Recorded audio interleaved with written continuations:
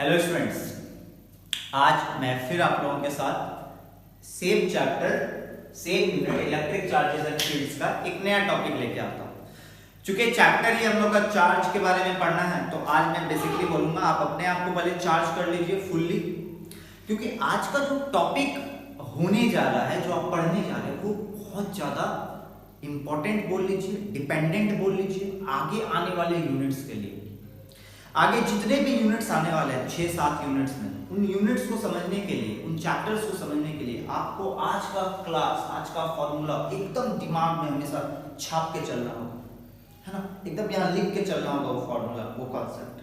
ठीक, तो बिना टाइम का वेस्ट किए आज एक्चुअली अब सोच रहे हो ऐसा कराने क्या वाले, ऐसा क्या होगा आज होगा, आज क्या होगा ये आप खुद सोचिए। अभी तक क्या हुआ है? अभी तक हम लोग चार्ज के बारे में समझे,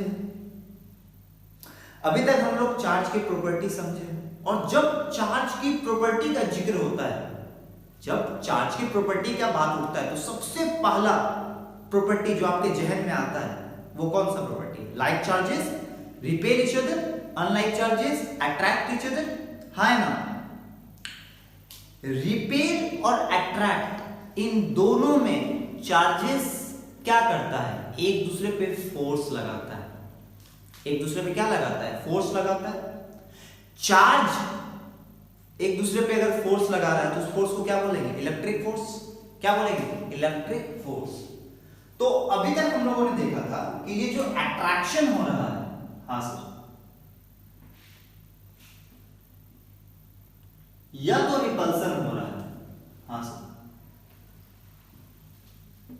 ये एक वर्ड में बोले तो चार्जेस के बीच में इंटरैक्शन हो रहा है।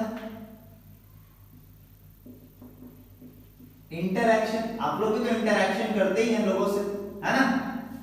वो डिपेंड करता है कि लोगों को नजदीक लाना है तो अट्रैक्शन वाला, और दूर करना है अपने से तो रिपल्सन वाला। तो इंटरैक्शन का मतलब क्या होता है कि एक आदमी दूसरा आदमी क्या लगा रहा है? फोर्स लगा रहा है। क्या लगा रहा है? फोर्स। तो यहां से जिक्र होता है फोर्स का। कौन सा फोर्स? तो सर इलेक्ट्रोस्टैटिक चैप्टर है ना, चार्ज के बारे में ना, चार्ज लगा रहा है ना, तो फोर्स भी होगा मेरा इलेक्ट्रिक फोर्स। अच्छा, तो इलेक्ट्रिक फोर्स, तो आज का टॉपिक है इलेक्ट्रिक फोर्स। अब आप सोच रहे होंगे कि सर एक चार्ज बॉडी दूसरे चार्ज बॉडी पे फोर्स लगा रहा है, छोटा चार्ज बॉडी है, कोई बड़ा चार्ज बॉडी है, कोई नजदीक है, कोई दूर है, कोई हवा में है, कोई पानी में है, तो क्या सब जगह एक ही तरह से इंटरैक्ट कर रहा होगा? एक ही तरह से फोर्स लगा रहा होगा? नहीं, यही तो सीखा ही आज। ऐसा नहीं है। छोटे चार्जेस है तो अलग तरह का फोर्स लगाते हैं, कम ज्यादा जो भी होगा, अभी नहीं बोलूंगा मैं कुछ। बड़े चार्जेस अलग फोर्स लगाते हैं, हवा में अलग तरह का फोर्स लगता है, वाटर में अलग तरह का फोर्स लगता है, माइका में अलग तरह का फोर्स लगता है। तो आज बेसिकली हम लोग जानने वाले कि वो इलेक्ट्रिक फोर्स लगता है, इलेक्ट्रिक फोर्स लगेगा। और ये हम लोग जान रहे हैं, हमको कुछ मेहनत नहीं करना पड़ा, हम लोग सिर्फ पढ़ रहे हैं। मेहनत जिसने किया उनका नाम जानिए सबसे पहले। उनका नाम क्या था? उनका नाम था कूलम्ब्स। और आज का टॉपिक स्टूडेंट यही है आपका, कूलम्ब्स लॉ। क्या है आज का टॉपिक? Coulomb's law. ठीक, आज का टॉपिक है कूलम्ब्स लॉ। सबसे पहले इनका पूरा नाम, कूलम्ब साहब का पूरा नाम है चार्ल्स अगस्टीन डी कूलम्ब। सिर्फ कूलम्ब से जानते हैं हम लोग, ये इतना लंबा नाम है, कूलम्ब से काम चला लेंगे, है ना। तो वैसे भी आज शॉर्ट नेम का टाइम है, इतना याद नहीं रखना। चार्ल्स अगस्टीन डी कूलम्ब ने क्या किया? चार्ल्स अगस्टीन डी कूलम्ब ने आपका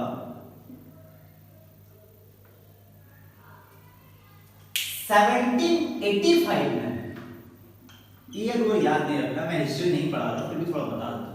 इन 1785 में चार्जेस के बीच लगने वाला जो इलेक्ट्रिक फोर्स होता है, उसको मेजर किया। उसको क्या किया, मेजर किया। तो चार्ल्स अगस्टिन डी कूलम्ब इन 1785 क्या किया भैया, तो इन्होंने किया मेजर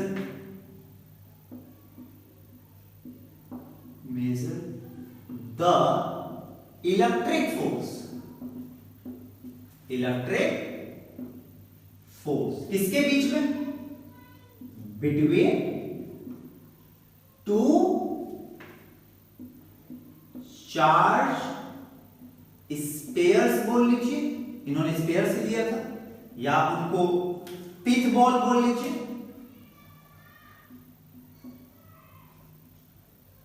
और आप ऐसा नहीं सोचे कि इनका जो फोर्स आया था वो सिर्फ स्पेयर के लिए होगा, पिथ बॉल के लिए होगा, इसलिए मैं ऑब्लिक देके बॉडीज भी लिख दे रहा हूं, है ना, सबके लिए एप्लीकेबल बॉडीज। तो चार्ल्स अगस्टिन डी कूलम्ब ने 1785 में दो चार्ज स्पेयर या दो पिथ बॉल्स या दो चार्ज बॉडीज के बीच जो इलेक्ट्रिक फोर्स लग रहा है उसको उन्होंने मेजर किया। कैसे किया, तो उन्होंने एक इंस्ट्रूमेंट तैयार किया। क्या उन्होंने ही तैयार किया, हाँ, वो इंस्ट्रूमेंट भी उन्होंने तैयार किया और फिर उस इंस्ट्रूमेंट का यूज भी उन्होंने किया। तो ऐसा अगर आपको कोई बोले कि इंस्ट्रूमेंट कोई और तैयार किया था और उन्होंने सिर्फ लाके उसको यूज कर लिया था, ऐसा मत सोचिए। इन्वेंशन भी उन्हीं का और एक्सपेरिमेंट भी उन्हीं का। तो चार्ज स्पेयर, उसके बाद आप क्या बोलिएगा, आप बोलिएगा यूजिंग, क्या यूज किया था, यूजिंग, जो यूज किया था स्टूडेंट उसका नाम याद रखिएगा, sensitive torsion balance, using sensitive torsion balance use किया है स्टूडेंट। ये वही टॉर्शन बैलेंस है स्टूडेंट जिसका नाम आपने 11th में हो सकता है थोड़ा सुना होगा। बोलो सर किस चैप्टर में, ग्रेविटेशन में। ग्रेविटेशन में जब हम लोग न्यूटन्स लॉ ऑफ ग्रेविटेशन पढ़ रहे थे, F is equal to G m1 m2 by r square, m1 into m2 by r square, तो उसमें जो कैपिटल G है उसकी जो वैल्यू है वो कहां से आई थी, याद होगा आपको, वो आया था एक एक्सपेरिमेंट से, और वो एक्सपेरिमेंट जिसने किया था उसका नाम था कैवेंडिश। तो कैवेंडिश एक्सपेरिमेंट से आया था। तो ऐसा मत समझिएगा कि कैवेंडिश साहब ने क्या किया था, किसका यूज किया था, इसी का यूज किया था, टॉर्सन बैलेंस का। टॉर्सन बैलेंस का यूज कैवेंडिश साहब ने किया था, लेकिन बनाया कौन, कूलम्ब्स ने। पहले कूलम्ब्स लॉ ने किया, फिर 13 साल के बाद कैवेंडिश ने यूज किया। तो आप ये पॉइंट भी अगर आप बोलेंगे तो मैं यहाँ लिख देता हूँ नोट करने के लिए, आप नोट कर लीजिए। आफ्टर 13 years, क्या नाम था उनका, कैवेंडिश,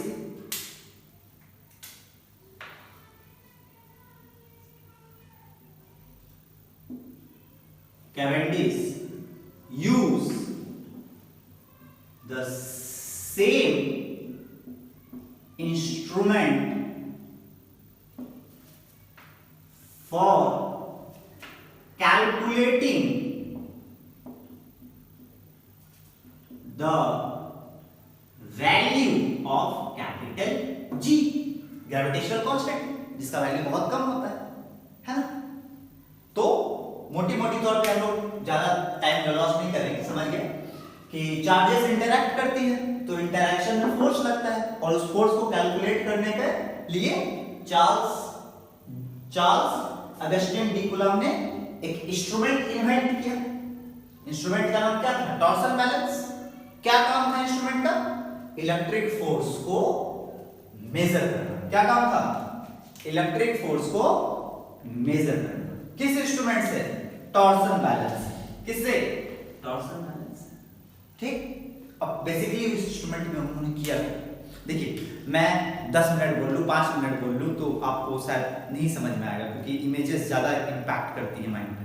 तो आप YouTube पे या Google पे टॉर्सन बैलेंस का इमेज या उनका वीडियो देखिएगा ध्यान से, थोड़ा ज़्यादा समझ में आएगा। मैं बेसिकली बताता हूँ कि उन्होंने किया क्या है ना। इसके लिए मैं उनके एक्सपेरिमेंट को थोड़ा सा डेमोन्स्ट्रेट करता हूँ। तो अगला पॉइंट है डेमोन्स्ट्रेशन ऑफ एक्सपेरिमेंट, या एक्सपेरिमेंट में उन्होंने किया क्या। एक्सपेरिमेंट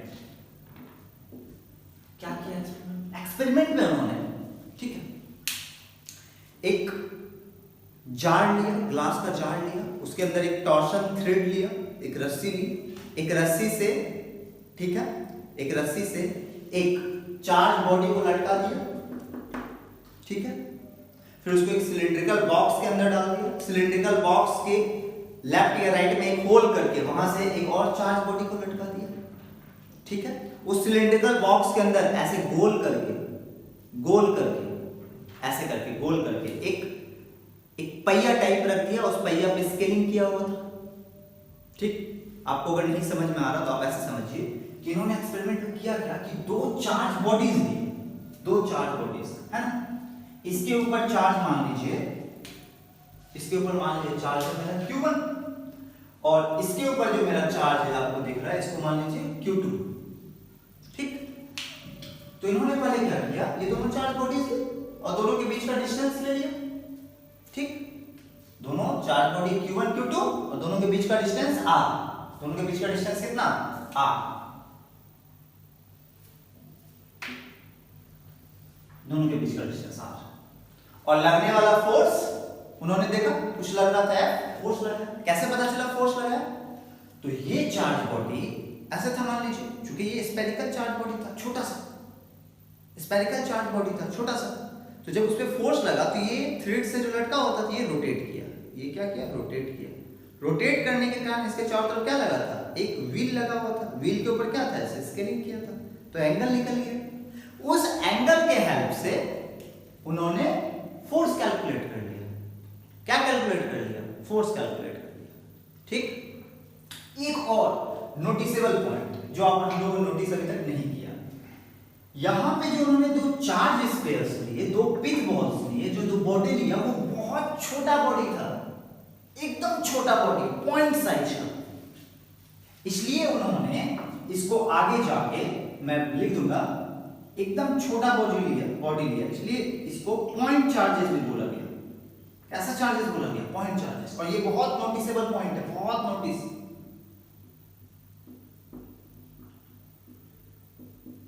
नोटिस करने वाला पॉइंट है। जो दोनों चार्ज स्पेयर हैं, ये वाले और ये वाले एकदम छोटे छोटे होने चाहिए, इतने छोटे कि इनके अपने साइज के रिस्पेक्ट में ये डिस्टेंस कहीं ज्यादा। आप समझ रहे हैं पॉइंट चार्ज का मतलब, ये दोनों बॉडीज का अपना जो साइज होगा वो बहुत बहुत बहुत ज्यादा ही छोटा होगा, आपस में जो इनके बीच दूरियां हैं उसके रिस्पेक्ट में। तो अब इन्होंने देखिए ध्यान से क्या किया, अब इन्होंने दोनों के बीच डिस्टेंस R था, तो अब R को उन्होंने डबल कर दिया,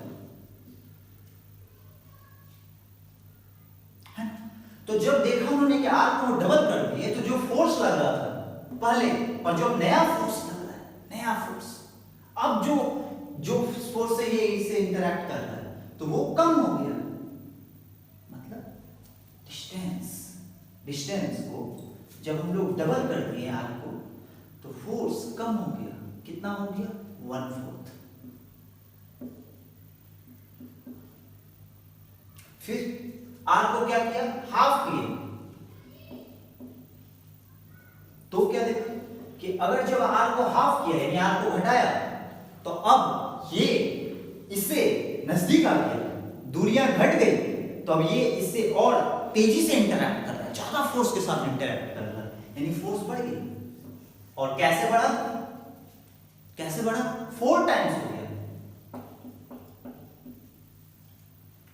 तो इससे क्या समझ में आया कि एक को बढ़ा रहे हैं डिस्टेंस को जब, तो फोर्स घट रहा है, और जब R को घटा रहे हैं तो फोर्स बढ़ रहा है, यानी दोनों के बीच में कैसा रिलेशन है, इनवर्सली। कैसा रिलेशन है, इनवर्सली, पॉइंट नंबर 1। और इनवर्सली में कैसे, यहां जब डबल है तो यहां 1/4 हुआ है, और यहां जब हाफ है तो यहां 4 टाइम्स हुआ है। तो आप देखिए स्क्वायर हो रहा है ना, 2 का स्क्वायर 4, फिर 2 का स्क्वायर 4, है ना। तो यहां से समझ में आया कि दोनों के बीच जो फोर्स लग रहा है वो डिस्टेंस पे डिपेंड कर रहा है। किस पे डिपेंड कर रहा है, डिस्टेंस पे। और कैसे, इनवर्सली प्रोपोर्शनल। क्या सिर्फ डिस्टेंस पे, नहीं, डिस्टेंस के स्क्वायर पे। मैं फिर बोल रहा हूं, डिस्टेंस के स्क्वायर पे, R²। This is the equation number 1। तो देख लिया कि फोर्स किस पे डिपेंड कर रहा है ना। अब उन्होंने क्या किया, सेकंड चीज उन्होंने क्या किया, बी। अब क्या किया उन्होंने, ये जो दो चार्ज बॉडीज थे है ना, तो अब क्या किया, इसमें से किसी एक चार्ज बॉडी को एक दूसरा चार्ज बॉडी लाया जो बिल्कुल इन्हीं के जैसा था, आइडेंटिकल था। कैसा था, आइडेंटिकल था। ये बोलिए आप इसके जैसा था, आइडेंटिकल था। तो इसको इसके कांटेक्ट में ले गया, तो ये अनचार्ज था। इस पे कितना चार्ज था, 0। इस पे कितना चार्ज था, 0। और इस पे कितना चार्ज था, Q1। तो हम लोग पढ़े चार्जिंग बाय कांटेक्ट क्या होता है उसमें जब एक अनचार्ज बॉडी को जब एक चार्ज बॉडी के कांटेक्ट में लाते हैं तो चार्ज बॉडी इसको चार्ज देता है। और कब तक चार्ज देता है, जब तक दोनों का चार्ज इक्वल ना हो जाए, इक्वल शेयरिंग होता है। तो इक्वल शेयरिंग होने के बाद इस पे कितना चार्ज बच जाएगा, जितना है उसका आधा। समझ रहे मेरी बात। मान लीजिए इस पे 10 था, इस पे 0 था, कांटेक्ट में लाए तो उसको चार्ज देगा। आइडेंटिकल है तो इक्वल चार्ज देगा, तो 10 में से 5 दे दिया, तो अब इसके पास कितना बचा, 5 इसके पास और 5 उसके पास। ये 5 जो इसके पास आ रहा है ये हटा दिए, फिर ऐसे ही आगे लटका दिए। तो अब इस पे कितना चार्ज हो गया, 5। पहले 10 अब 5 यानी आधा हो गया। तो Q1 को मान लीजिए हाफ किया। तो जब Q1 को हाफ किया, Q1 को क्या किया, हाफ। Q1 को हाफ किया तो देखा उन्होंने कि फोर्स भी हाफ हो गया। मतलब अब ये इससे तेजी से इंटरैक्ट नहीं कर रहा था, थोड़ा कम इंटरैक्ट कर रहा था। कितना कम, तो आधा। अच्छा, फिर क्या किया, आधा हो गया। फिर एक और अनचार्ज बॉडी लाया, सेम वैसा ही। ये वो नहीं है जो भी हम लोग लाए थे, ये कोई और है, सेम अनचार्ज बॉडी, 0 चार्ज है इसके ऊपर। फिर इसके कांटेक्ट में लाया, फिर इक्वल शेयरिंग होगा। हाँ, फिर ये इसको चार्ज देगा, फिर आधा हो जाएगा। तो ये ऑलरेडी आधा हो गया था, उसका और आधा, तो आधा का आधा कितना होता है, 1/4। तो 1 क्वार्टर।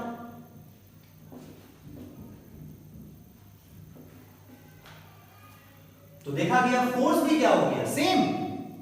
चार्ज को हाफ किए तो फोर्स हाफ हो गया था, चार्ज को 1 क्वार्टर किए तो फोर्स भी 1 क्वार्टर हो गया।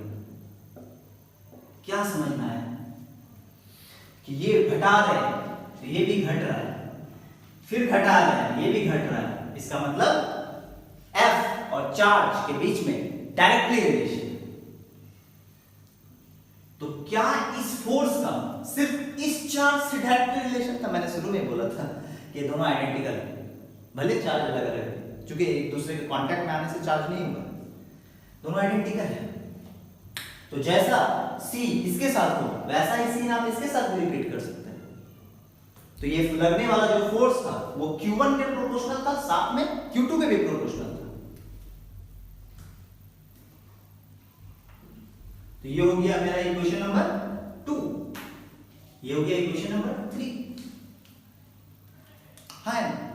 तो अब हम लोगों ने अभी तक देखा कि दो चार्ज बॉडीज के बीच में जो फोर्स लगता है, वो चार्ज बॉडीज के बीच में जो फोर्स लगता है वो उनके बीच का जो डिस्टेंस है उस पर डिपेंड करता है, और उन चार्ज बॉडीज के ऊपर जो चार्ज होता है उस पर डिपेंड करता है। अब इसको जल्दी से नोट डाउन करिए ताकि मैं बातें को आगे बढ़ा पाऊं। चलिए स्टूडेंट, तो अभी तक हम लोगों ने क्या देखा कि अभी तक हम लोगों ने देखा कि दो चार्जेस के बीच में जो फोर्स लगती है वो फोर्स किस पे डिपेंड करता है, कूलम्ब्स लॉ के एक्सपेरिमेंट से। तो अब हम लोग डिपेंडेंसी को एक्सप्लोर कर लेंगे, और एक्सप्लोर करने के बाद क्या पता चला कि जो फोर्स महाशय है वो डिपेंड करता है पहला बॉडी के चार्ज पे, जो फोर्स महाशय है वो डिपेंड करता है दूसरा बॉडी के चार्ज पे, जो फोर्स है वो डिपेंड करता है दोनों के बीच का डिस्टेंस, लेकिन डायरेक्टली नहीं, कैसे, इनवर्सली। यहां दोनों में क्या हुआ, डायरेक्टली, और ये क्या है, इनवर्सली। तो अब इन तीनों को मिला देते हैं, मिलाने का वक्त आ गया। ये लोग बोला हम साथ साथ रखते हैं, तो F directly proportional to Q1 Q2 अब अलग अलग नहीं बोलेंगे, अब हम लोग बोलेंगे Q1 और और Q2 दोनों को गुना कर देंगे तो प्रोडक्ट बोलेंगे, Q1 इंटू Q2 और नीचे आ गया आपका R स्क्वायर। तो ये हो गया आपका रिलेशन। देखिए तो अब आप समझ में आ रहा होगा कि दो चार्जेस जब एक दूसरे पे फोर्स लगाती हैं तो उनका डिपेंडेंसी चार्जेस की अपनी चार्ज पे और साथ में आपस में जो दूरियां हैं उस पे होती है। मैं बार बार रिपीट करूंगा, कैसी चार्जेस होनी चाहिए, चार्जेस कैसी होनी चाहिए, पॉइंट चार्जेस। ये बहुत इंपॉर्टेंट पॉइंट है, पॉइंट चार्जेस होनी चाहिए। ठीक है, तो अब हमको ये समझ में आ रहा है कि ये फोर्स इस पे डिपेंड कर रहा है, लेकिन मेरा मकसद ये ठीक है, ये एक हद तक मेरा काम हो गया, लेकिन मेरा मेन मकसद क्या था, इस फोर्स के जड़ तक जाना, इस फोर्स को कैलकुलेट करना, वैल्यू पता करना। और वैल्यू आप तब पता कर पाइएगा जब यहां इक्वल आएगा। क्या आएगा, इक्वल का साइन आएगा। ठीक, तो अब इक्वल का साइन में क्या था, इक्वल के साइन में था कि प्रोपोर्शनैलिटी का साइन हटा के हमको क्या लाना था, इक्वल का साइन आना था। तो हम लोगों ने किया, तो हम लोगों ने यहां एक कांस्टेंट लिया, उसका नाम दिया k, तो हो गया F is equal to K1 Q2 by R square. ठीक, समझ पा रहे हैं? अब ये k क्या है, अब आपके जहन में होगा ये k क्या है सर। तो k के बारे में मैं सारी बातें बताता हूं, एक एक करके सुनिए ध्यान से।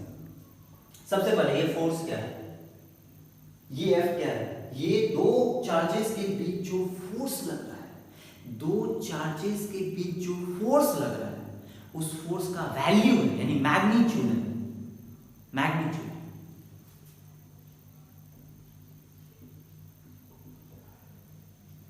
Magnitude of force. ठीक, ये क्या है, ये चार्जेस है। चार्जेस कैसी होनी चाहिए, पॉइंट चार्जेस। ये क्या है, दोनों चार्जेस के बीच का डिस्टेंस है, और ये महाशय है, इन महाशय का नाम है, इन महाशय का नाम है, कहां लिखूं, इन महाशय का नाम है, इस के को बोलते हैं स्टूडेंट इलेक्ट्रो स्टैटिक, जो आपका चैप्टर है, जो आपका चैप्टर इलेक्ट्रोस्टैटिक कांस्टेंट, या फिर कूलम्ब्स कांस्टेंट, कूलम्ब्स कांस्टेंट। ठीक है, तो अब मैं आपके लिए कूलम्ब्स लॉ का स्टेटमेंट लिख देता हूं और इसको समराइज कर देता हूं, फॉर्मूला को लिख देता हूं। ठीक है, देखिए हम लोग समझ गए कि कूलम्ब्स ने एक्सपेरिमेंट कैसे किया, लेकिन एक्चुअली देखा जाए, मैं बार बार बोल रहा हूं, आप एक बार जाके उसके वीडियोस को जरूर देखिए ताकि आपको बेहतर समझ में आए, है ना। फिर भी हम लोगों ने एक्सपेरिमेंट से समझ गए कि कूलम्ब्स ने जो लॉ दिया इलेक्ट्रिक फोर्स को मेजर करने के लिए, वो लॉ क्या था, वो लॉ में दो बातें थी कि जो फोर्स महाशय है वो चार्जेस पे डिपेंड करेगा, number one, number two charges के बीच में जो डिस्टेंस है उस पर डिपेंड करेगा। अब अगला पॉइंट क्या होता है, कैसे डिपेंड करेगा, तो चार्जेस पे डायरेक्टली प्रोपोर्शनल होगा और डिस्टेंस के स्क्वायर का इनवर्सली प्रोपोर्शनल होगा।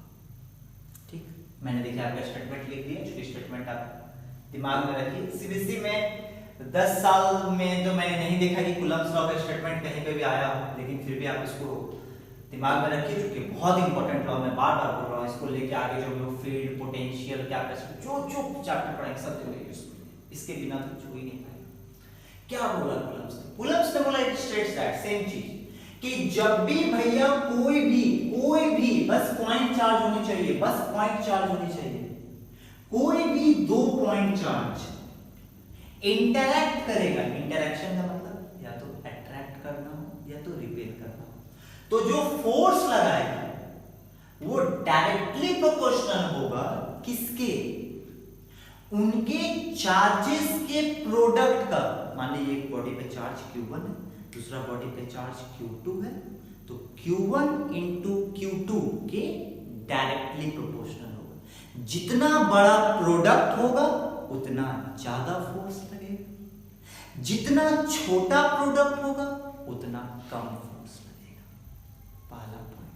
दूसरा, directly proportional to the product of charges and inversely proportional to the square of distance between them। उन चार्जेस के बीच की दूरियां जितनी कम होंगी फोर्स उतना ज्यादा लगेगा, है ना। दूरियां जितनी कम फोर्स उतना ज्यादा, और दूरियां जितनी ज्यादा फोर्स उतना कम। ठीक, तो ये तो मैग्नीट्यूड पे बात थी। उसके अलावा यहाँ देखिए बहुत इंपॉर्टेंट लाइन लिखा है मैंने, जो आपके दिमाग में होगा कि सर फोर्स तो एक वेक्टर क्वांटिटी है, और वेक्टर के पास तो भैया मैग्नीट्यूड भी होता है प्लस डायरेक्शन भी होता है। तो मैग्नीट्यूड के लिए तो हम लोग यहां से निकाल रहे हैं, डायरेक्शन कैसे निकालें? तो बोलता है कि जो दोनों बॉडी पे जो फोर्स लगेगा वो फोर्स किस डायरेक्शन में एक्ट करेगा? वो उसी डायरेक्शन में एक्ट करेगा डियर स्टूडेंट, जो लाइन दोनों चार्जेस को जोड़ती है। याद रखिएगा, ये चार्ज 1, यहां पे आप देखिए ये चार्ज 1, ये चार्ज 2, तो ये लाइन दोनों को जोड़ रहा है, तो इसी लाइन के अलाउंग वो फोर्स एक्ट करेगा। मैं बताऊंगा इसके बाद आपको डिटेल, ठीक। तो अब क्या था, अब फोर्स वहां से Q1 Q2 पे डिपेंड कर रहा है, R पे डिपेंड कर रहा है, तो उसके प्रोपोर्शनल था। तो प्रोपोर्शनल का साइन हटा के इक्वल का साइन लाने के लिए हम लोगों ने एक कांस्टेंट लिया जिसका सिंबल रखा छोटा के, स्मॉल के। नाम क्या दिया? Electrostatic constant, Coulomb's constant. Q1 Q2 क्या है? पॉइंट चार्जेस है। R क्या है? डिस्टेंस है चार्जेस के बीच में। F क्या है? फोर्स का मैग्नीट्यूड है। ठीक, अब बात करते हैं इस K। याद करिए वीडियो के स्टार्टिंग में मैंने बोला था कि जब दो चार्जेस एक दूसरे से इंटरैक्ट करती है तो किन किन चीजों पर डिपेंड करनी चाहिए? चार्जेस की अपनी वैल्यू पे, उनके बीच के डिस्टेंस पे, और साथ साथ उन दोनों चार्जेस के बीच में कौन है? हवा है, पानी है, माइका है, या कोई नहीं है, फ्री स्पेस, दोनों को छोड़ दिया जाए। क्या है? यानी मीडियम पे। तो K का काम ही वही है, K का वैल्यू मीडियम को डिसाइड करेगा। समझ पा रहे हैं? पहले देखिए मैंने यहाँ लिखा कि K का नाम हो गया आपका इलेक्ट्रोस्टैटिक कांस्टेंट। K क्या है? इलेक्ट्रोस्टैटिक कांस्टेंट है, कूलम्ब्स कांस्टेंट है। किस पे डिपेंड करता है? मीडियम पे, नेचर पे। Nature of the medium. कौन सा मीडियम? जो दोनों चार्जेस के बीच में है। दूसरा किस पे डिपेंड करता है? System of units. System of units का कि आप चीजों को SI सिस्टम में मेजर कर रहे हैं, CGS में मेजर कर रहे हैं, किस में मेजर कर रहे हैं? अगर आप SI से CGS आ जाएंगे तो K का वैल्यू चेंज हो जाएगा। हाँ, अगर दो चार्जेस के बीच में हवा है, मान लीजिए 5 न्यूटन फोर्स लग रहा है, पानी डाल दें तो क्या 5 न्यूटन से कम लगने लगेगा? हाँ। माइका डाल दें कुछ और लगने लगेगा? हाँ, क्योंकि K एक्चुअल में आया ही है मीडियम का काम करने के लिए। याद रखिए K किसका काम करने आया है? मीडियम। K होता क्या है स्टूडेंट? पहले आप जानिए। मैं K के बारे में ना एक पूरा लेक्चर तैयार करूंगा K के बारे में सर। अभी आप समझिए ध्यान से। उस चैप्टर का, लेक्चर का नाम होगा डाइलेक्ट्रिक कांस्टेंट। K का जो वैल्यू होता है वो आप याद रखिए सर। क्या होता है सर K का वैल्यू? 1/4 pi epsilon not. बोलो सर ये आप क्या कर रहे हैं? बड़ा वाला लिखो। K का वैल्यू क्या होता है आपका? 1/4 4 पाई एप्सिलॉन नॉट। 4 तो नंबर है, पाई भी आपका नंबर है, एप्सिलॉन नॉट क्या है? ये एक्चुअली एप्सिलॉन नॉट ही वो है जो मीडियम को डिसाइड करता है। मतलब सर कि चार्जेस के बीच में जब मीडियम चेंज होगा तो इसका वैल्यू चेंज होगा।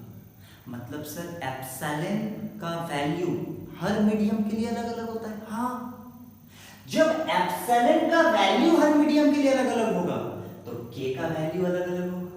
जब के का वैल्यू मीडियम टू मीडियम अलग अलग होगा तो फोर्स अलग अलग आएगा। ठीक है, मैं इस पे मैं बता रहा हूं, मैं इस पे एक स्पेशल क्लास बना रहा हूं। अभी अब आप समझिए कि इसका नाम क्या है, ये ग्रीक वर्ड, इसको हम लोग क्या पढ़ेंगे, एप्सिलॉन। क्या पढ़ेंगे?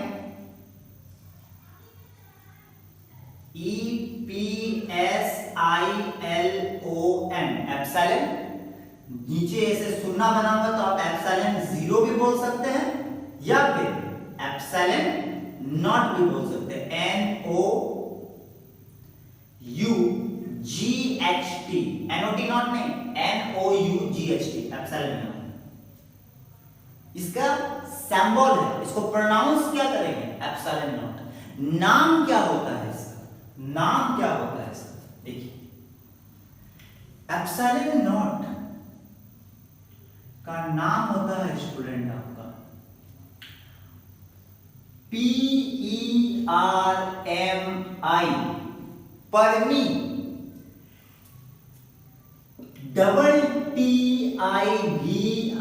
TIVITY, permittivity.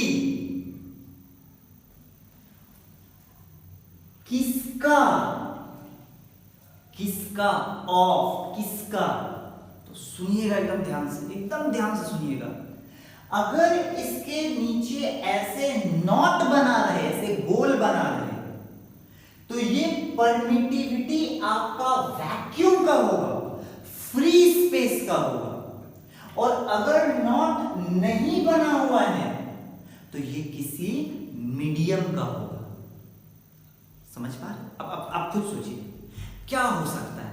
या तो दो चार्जेस के बीच में कुछ नहीं होगा, खाली जगह होगा, कोई डिस्टर्ब ना करे उनको, बीच में कोई नहीं आए, यानी फ्री स्पेस, वैक्यूम। तब आप सिंबल क्या बनाइएगा, एप्सिलॉन नॉट। या तो हो सकता है उन चार्जेस के बीच में पानी हो सकता है, माइका हो सकता है, कुछ और हो सकता है, तब आप उसका सिंबल बनाइएगा एप्सिलॉन। तो एप्सिलॉन भी परमिटिविटी,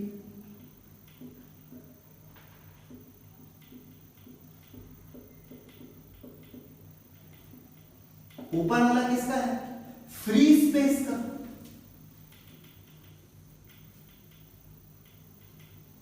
यानी वैक्यूम का। और ये किसका है, ये मीडियम का है। कौन मीडियम? जो भी आप चार्जेस के बीच में रखेंगे, हवा, पानी, जो भी। ठीक है, क्या सर इसका वैल्यू अलग अलग होता है? हाँ, फ्री स्पेस के लिए जो वैल्यू होगा वो मीडियम के लिए नहीं होगा। नहीं, फ्री स्पेस के लिए अलग वैल्यू होगा, एयर के लिए अलग वैल्यू होगा। थोड़ा सा एयर के लिए भी आप मान के चलिए कि वही होगा, है ना। अभी कंफ्यूज नहीं करना चाहता हूं मैं एयर और वैक्यूम के बीच में, इसलिए भी। तो फ्री स्पेस के लिए जो वैल्यू होगा मीडियम के लिए अलग होगा। हाँ, माइका के लिए अलग होगा, वाटर के लिए अलग होगा, किसी और चीज के लिए अलग होगा, सबके लिए वैल्यू अलग अलग होगा। तो सर हम एक एक करके सबका वैल्यू याद रखेंगे क्या?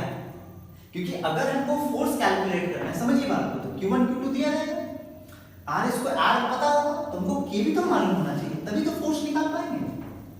तो K के लिए हमको क्या चाहिए, 1, ये तो मालूम है सर, 4 मालूम है, पाई मालूम, ये चाहिए। अब आप बोल रहे हैं मीडियम चेंज कर देंगे तो इसका वैल्यू चेंज कर देगा। तो अभी आप ये मान के चलिए कि अभी हम लोग जो पढ़ेंगे, जो भी पढ़ेंगे, उनके बीच में, चार्जेस के बीच में मीडियम नहीं होगा, सिर्फ या तो फ्री स्पेस होगा या तो वैक्यूम होगा। अभी मीडियम नहीं होगा, मीडियम नहीं रखेंगे हम लोग, ठीक है, मीडियम नहीं रखेंगे अभी हम लोग, ठीक है। तो सर फ्री स्पेस या वैक्यूम के लिए इसका वैल्यू कितना होगा? फ्री स्पेस और वैक्यूम के लिए डियर इसका वैल्यू क्या होगा, ठीक है, ये मैं बताता हूं, पहले आप इसको नोट डाउन करिए। तो मैंने क्या बोला कि अगर इसके नीचे नॉट रखा तो ये परमिटिविटी किसका होगा? वैक्यूम का परमिटिविटी होगा। नॉट का सिंबल है तो वैक्यूम का परमिटिविटी होगा, नॉट का सिंबल नहीं तो पर्टिकुलर किसी मीडियम का, ठीक। वैल्यू भी चेंज करेगा।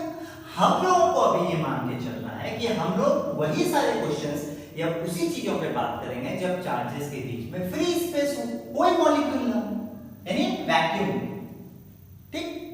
कितना वैल्यू होगा वैक्यूम के लिए एप्सिलॉन नॉट का? तो एप्सिलॉन नॉट का वैल्यू होता है स्टूडेंट 8.8854 इनटू 10 टू पावर -12, ठीक ठीक। अब आप बोल रहे होंगे सर यूनिट क्या होगा? मैं यूनिट और डायमेंशन पे बात जस्ट करूंगा थोड़ी देर, अभी आप समझिए। अभी अभी याद कर लीजिए आप कि यूनिट होगा कूलम स्क्वायर पर न्यूटन मीटर स्क्वायर,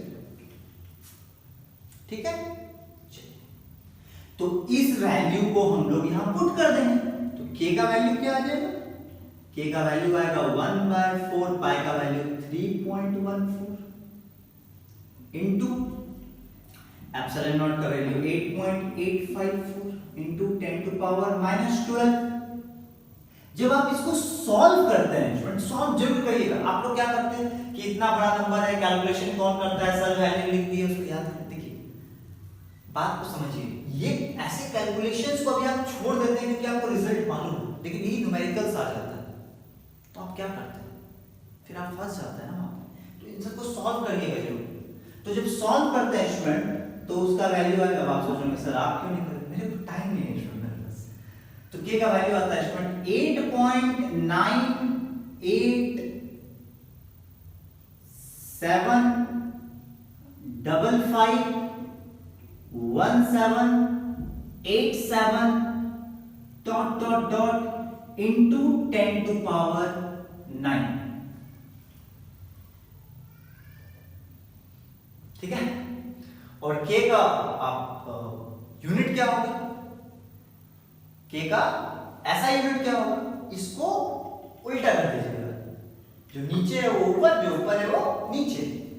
तो इसका ऐसा यूनिट हो जाएगा, यहां पर दिखेगा, यहां लिखता हूं न्यूटन मीटर स्क्वायर पर coulomb square, newton metre square पर कूलम स्क्वायर। अब आप बोले सर आपने इतना लंबा वैल्यू क्यों लिखा? मैंने इतना लंबा वैल्यू जान के लिया सर, मैंने लार्ज नंबर तक लिखा ताकि इसका मुझे लार्ज नंबर ऑफ सिग्निफिकेंस पता चले। लार्ज नंबर ऑफ सिग्निफिकेंट, क्यों सर, क्यों इतना सिग्निफिकेंट फिगर्स आपको जानना है सर? क्योंकि ज्यादा से ज्यादा सिग्निफिकेंट फिगर्स जानने के बाद मुझे ये समझ में आया कि ये वैल्यू बहुत ही ज्यादा बड़ा है, बहुत ही ज्यादा बड़ा, 10 टू पावर 9। ऐसा वैल्यू आपको याद आ रहा है कुछ जो आप 8, 9, 10 से सुनते आ रहे हैं, कोई चीज जिसका वैल्यू बहुत ज्यादा बड़ा होता है, बहुत लार्ज होता है, क्या सुनते हैं? Speed of light. Speed of light का वैल्यू क्या होता है स्टूडेंट? क्या होता है स्पीड ऑफ लाइट का वैल्यू? c का होता है ना 2.99, यानी आपको बोलिए सर गलत लिख रहा है, 2.99 ऐसे round 3 into 10 to power 8 metre पर सेकंड, यही होता है ना। और आप इसका देखिए वैल्यू k का 10 to power 9 या 10 to power 8, इसका वैल्यू c से रिलेट करता है क्या? यस। अरे सर ये वही शख्स है जो आपका स्पीड ऑफ लाइट का वैल्यू डिसाइड किया है, बनाया है। इनफैक्ट अगर बोलूं तो लाइट का जो स्पीड है वो और किसी से नहीं बल्कि इसी से तो आया है। कैसे कैसे? ये हम लोग पढ़ेंगे इलेक्ट्रोमैग्नेटिक रेडिएशन, इलेक्ट्रोमैग्नेटिक वेव्स में, ठीक है। अभी नहीं। तो सर न्यूमेरिकल में हम लोग इतना लंबा लेंगे वैल्यू? नहीं, न्यूमेरिकल में क्या लेंगे सर? न्यूमेरिकल में हम लोग ले लेंगे प्रेम भाव से 9 × 10⁹। ठीक है, अब टाइम लॉस नहीं करते, तो फाइनली न्यूमेरिकल हम लोग का कूलम्ब्स लॉ का फॉर्मूला क्या है? फॉर्मूला क्या है? कूलम्ब्स लॉ का फॉर्मूला स्टूडेंट F बराबर 1/4πε0, पहला चार्ज Q1, दूसरा charge Q2 divided by R²। ये क्या था सर? आप तो पहले के बताते थे, तो के ही तो ये है क्या? के ही है। इस पूरे का वैल्यू, के का वैल्यू आप कितना पुट करिएगा? 9 × 10⁹। That's it. ठीक है, चलिए किसका ये यूनिट निकालना है? एप्सिलॉन नॉट का यूनिट निकालना है, तो अगला हेडिंग बनाइए यूनिट एंड डायमेंशन। किसका? एप्सिलॉन नॉट का। कैसे निकालेंगे? देखिए, एप्सिलॉन नॉट को अकेला कर लेते हैं, तो क्या आ जाएगा सर? एप्सिलॉन नॉट एफ है, हाँ मल्टीप्लाई किससे होगा? R² से। नीचे डिवाइड किससे होगा? Q1 Q2 से। बोलो सर साथ में 4π, आप लिख लीजिए 4π। 4π एक नंबर है, और नंबर क्या होता है? Unitless, dimensionless.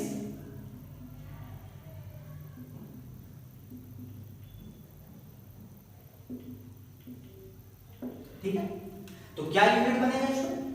फोर्स के लिए क्या लेंगे हम लोग, है ना? फोर्स के लिए हम लोग लेंगे न्यूटन, डिस्टेंस का क्या लेंगे इसमें?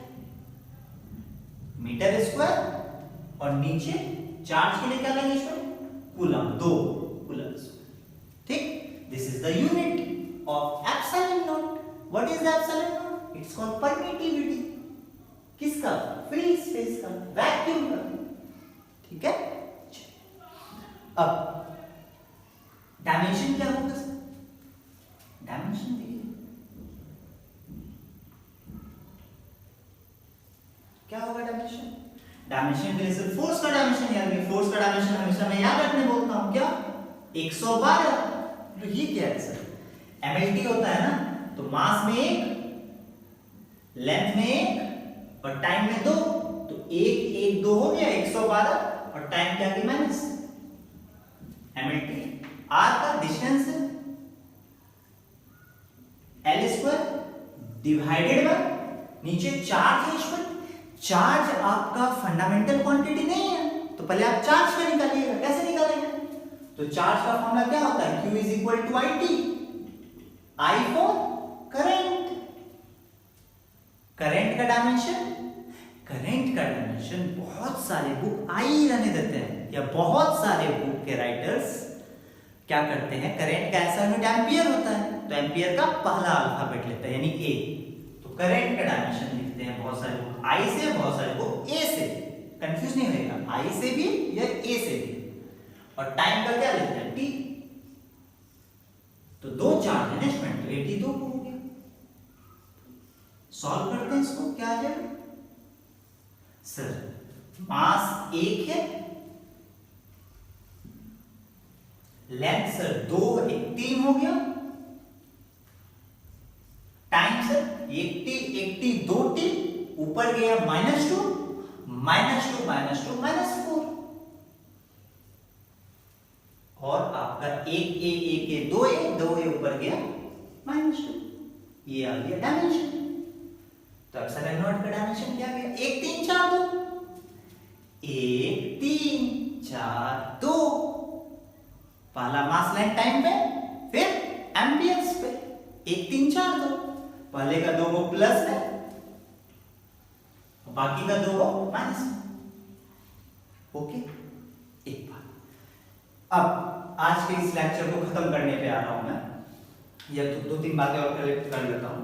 पहले एक बात और समझिए सर, इस एप्सिलॉन नॉट जिसको आप परमिटिविटी के नाम से जानते हैं, इस वर्ड का पोस्टमार्टम करेंगे सर अभी 1-2 लेक्चर्स में, देखेंगे एक्चुअली ये परमिटिविटी क्या परमिट करता है। इसके वर्ड से एक चीज निकल के आ रहा, परमिट। परमिट क्या परमिट करता है? कुछ परमिट का मतलब अलाउ करना, क्या अलाउ करता है? तो अभी नहीं बना है, अभी सिर्फ इतना समझेंगे, इसका नाम है परमिटिविटी। इसका क्या कहानी होता है, इसका कोशिश होता है चीजों को पोलराइज करने का, टेंडेंसी ऑफ पोलराइजेशन इसको बोलते हैं, टेंडेंसी ऑफ पोलराइजेशन। लेकिन ये सब बातें मैं अगले क्लास डिटेल में बताऊंगा। टेंडेंसी ऑफ पोलराइजेशन, इसकी टेंडेंसी होती है मीडियम के मॉलिक्यूल्स को पोलराइज करने की, पोलराइजेशन। ठीक है, कभी कभी एग्जाम में स्टूडेंट एप्सिलॉन नॉट का यूनिट ना पूछ के पूरे के का पूछता है। तो अब देखिए के एप्सिलॉन नॉट का उल्टा है, तो जो एप्सिलॉन नॉट का यूनिट आया आप उसको उल्टा कर देंगे तो के का यूनिट आ जाएगा। जो एप्सिलॉन नॉट का डायमेंशन आया उसको आप उल्टा कर दीजिएगा तो के का डायमेंशन निकल जाएगा। अब एक चीज और नोटिस किए होंगे आप, तो एप्सिलॉन नॉट का वैल्यू जितना छोटा होगा, जितना कम होता है, के का वैल्यू उतना ही ज्यादा होता है। ठीक है, समझ पा रहे? ठीक, लास्ट पॉइंट एक और चीज समझिए आप कि मीडियम, एयर क्या है? मीडियम है, लेकिन मीडियम की जो परमिटिविटी होती है स्टूडेंट, वो वैक्यूम के परमिटिविटी यानी फ्री स्पेस के परमिटिविटी के आसपास ही होता है, बहुत ज्यादा डिफरेंस नहीं होता। इसलिए मैं अब यहां पे एक चीज क्या करने जा रहा हूं कि वैक्यूम के साथ मैं यहां एयर भी ले रहा हूं। मतलब कि अगर दो, ध्यान से सुनिए, एकदम ध्यान से सुनिएगा, दो चार्जेस के बीच में अगर एयर भी होगा तो भी आप यही फॉर्मूला अप्लाई करिएगा। ऐसा नहीं सोचिएगा कि एयर तो सर मीडियम हो गया, मीडियम के लिए तो आपने एप्सिलॉन का वैल्यू नहीं बताया, आपने तो एप्सिलॉन नॉट का वैल्यू बताया। तो मैं बता देना चाहता हूं कि एयर का जो परमिटिविटी का वैल्यू होगा वो एप्सिलॉन नॉट के बराबर ही होता है लगभग, है ना? तो आप एयर को वैक्यूम वाले कैटेगरी में कर देते हैं। ठीक।